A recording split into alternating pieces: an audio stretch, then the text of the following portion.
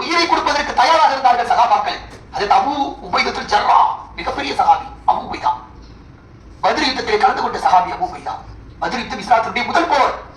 Abu Ubaida நம்முடைய இஸ்லாமிய படையில இருக்கிறார். அவரை பெற்றெடுத்த தந்தை எதிரி படையில இருக்கிறார். போர் ஆரம்பிக்கிறது. ஆரம்பத்துல போர் வந்து ஒரு 5 பேரா போதுவாங்க. எத்தனை பேர்? 5 பேரா போதுவாங்க. இப்போ அபூ உபைதா இஸ்லாமிய படையில் இருக்கிறார். தந்தை 1000 பேர்கள் கொண்ட காஃபிர் படையிலிருந்து 313 சகாபாக்கள். பத்ர் யுத்தத்தில் கலந்து கொண்ட சகாபாக்கள் எத்தனை பேர்? இன்ஷா அல்லாஹ் அந்த இடத்துக்கு போவோம். அந்த சகாபாக்கள் அங்கே இருக்கக்கூடிய இடங்களை பார்ப்போம். எல்லாம் அந்த மாதிரி அல்லாஹ் நமக்கு கொடுத்திருக்கிறார். அதிக நன்றி செலுத்துங்க. அது அபூ உபைதத்துல் ஜர்ரா போர்க்களத்தில் இருக்கிறார். எதிரி படையில அவருடைய தந்தை இருக்கிறார். 1000 பேர்ல அவர் தந்தை என்ன செய்யறாரு தெரியுமா? மத்த எல்லாரையும் விட்டுட்டு மகனை சீண்டி பாக்குறாரு. மகனை என்ன செய்யறாரு? நீ எல்லாம் எனக்கு பிறந்த மகனா? நீ எல்லாம் எனக்கு பிறந்த மகனா?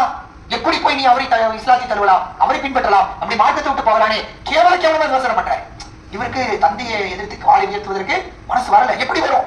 பெத்த தந்தை அல்லவா, பெற்றோர் அல்லவா, பெற்றோரை எதிர்த்து நாம் பேசுவோம், கோபத்துல பேசுவோம். ஆனா கொலை செய்ய யாராவது முற்படுவோமா? அவர் வெட்டுவதற்கு யாராவது முற்படுவோமா? இவர் என்ன செய்கிறார்? அபூ உபைதத்துல் ஜர்ரா வாளை வைத்துக் கொண்டு தலையை குடித்துக் கொண்டே இருக்கிறார். முதலிலே ஒரு யுக்தி அவர் கையாளுகிறார். தந்தை கேவலமா பேசுறார், மகனை திட்டாரு. ஆனா எந்த கோபம் வரல. என்னை பெற்றவர் தானே, திட்டி விட்டு போகணும், அமைதியாக இருக்கிறார். அடுத்து இரண்டாவது அவருக்கு உஷ்ணப்படுத்துவதற்காக, உணர்ச்சி வசவத்தாக தன்னுடைய தாயை, தன்னுடைய மனைவி திட்டார். அபூ உபைதத்துல் ஜர்ரா அவருடைய தாய், அவருடைய மனைவி அல்லவா? தன்னுடைய மனைவி என்ன செய்கிறார்? உன்னுடைய தாய் சின்ன இப்படி போய் கேட்டிருக்கார், கேவலமானவன், உன்னை போய் பெற்றிருக்காரு. இப்படி ஒரு மகனை அவள் பெற்றார் என்று தெரிந்திருந்தால் அவளை நான் விரட்டி விட்டிருப்பேன். இப்படி சொல்லி கண்ணாவுடன் பேசுறாரு. தன்னுடைய தாயை பேசுகின்ற பொழுது கூட அமைதியாக இருக்கிறார். உலகத்தில் எந்த ஒரு மனிதனும் தாயை பேச அனுமதிக்க மாட்டான். ஒரு கோழை கூட தாய் அவன் பேசி பாருங்கள், அவன் எங்க இருந்து வீரம் வரும்னே தெரியாது. எப்பொழுதும் என் அம்மாவை பேச போச்சு சொல்லி சட்டையை பிடிச்சிருவான். இவன் 1000 பேச்சு பேசுவான், அம்மாவை 1000 திட்டுவான். ஆனா எதிர ஒரு ஆள கூட அம்மாவை யாரும் என்ன செய்ய மாட்டாங்க, திட்ட விட மாட்டாங்க. அப்படி இருந்தும் தந்தை திட்டிக் கொண்டிருக்கிறார், பெற்ற தாயை திட்டிக் கொண்டிருக்கிறார். அபூ உபைதத்துல் ஜர்ரா தலையை குனிந்து கொண்டு இருக்கிறார்.